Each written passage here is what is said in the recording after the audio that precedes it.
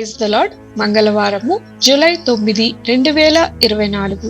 ఈరోజు దేవుని వాక్యము, అలాగే అనేకులమైన మనము క్రీస్తులో ఒక్క శరీరంగా ఉండి ఒకనికొకరము ప్రత్యేకంగా అవయవములై ఉన్నాము. రోమాపత్రిక 12వ అధ్యాయము 5వ వచనము. స్వప్న బృందం.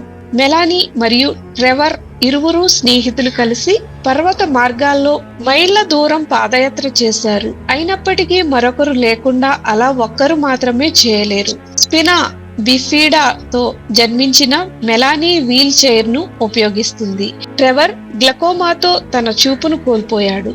కొలరాడో అరణ్యాన్ని ఆస్వాదించడానికి వారు ఒకరికొకరు పరిపూర్ణమైన అనుబంధం అని ఇద్దరు గ్రహించారు. అతడు బాటలలో నడుస్తున్నప్పుడు ట్రెవర్ మెలనానిని తన వీపు మీద తీసుకువెళ్తాడు. అదే సమయంలో ఆమె అతనికి వాగ్రూపమైన దిశలను ఇస్తుంది. వారు తమ్మును తాము డ్రీమ్ టీమ్ గా, కలల బృందంగా అభివర్ణించుకుంటారు. పౌలు యేసునందు విశ్వాసులను క్రీస్తు యొక్క శరీరము అదే విధమైన ఒక కలల బృందంగా వర్ణించాడు. రోమా వారి వ్యక్తిగత వారాలు పెద్ద సమూహానికి ఏ విధంగా ప్రయోజనం చేకూర్చాయో గుర్తించాలని ఆయన కోరాడు. మన భౌతిక శరీరాలు అనేక భాగాలతో రూపొందించబడినట్లే ఒక్కొక్కరికి వేర్వేరు విధులను కలిగి ఉంటాయి.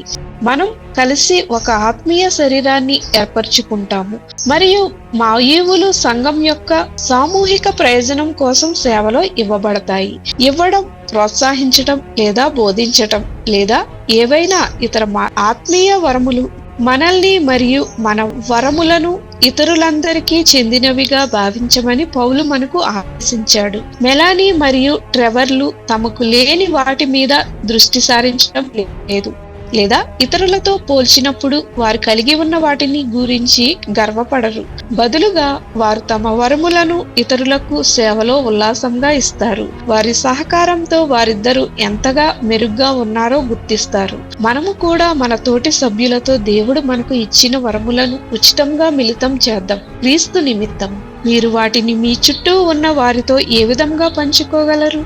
ఆలోచన చేయండి. ప్రార్థన.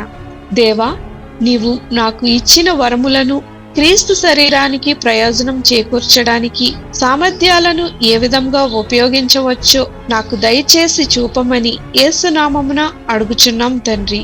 ఆమేన్.